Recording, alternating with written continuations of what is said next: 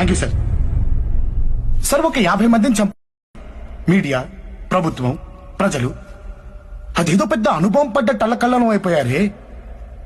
మన జన్మలకు కారణమై మన రక్తాలు పంచుకొని మన జీవితంలో సగభాగాలైన ఆడవాళ్ల మీద ఎన్ని ఎన్ని ఎన్ని ఎన్ని ఎన్ని ఎన్ని దారుణాలు సార్ నీచాతి నీచంగా క్రూరాతి క్రూరంగా జరుగుతున్నాయి.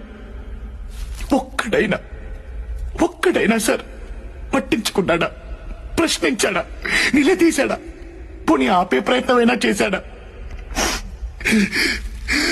అసలు ఏం జరుగుతుంది మన దేశంలో?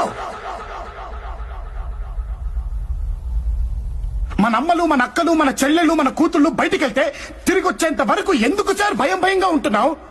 బిక్కుబిక్కుమంటూ ఎందుకుంటున్నావు? అరే వాళ్ళెవరో అడవుల్లోకి బాంబులు మచ్చలేదా ఎడారులోకి వెళ్ళిపోతున్నారా? అరే మనలాంటి మనుషుల మధ్యకే కదా సార్ వెళ్లేది.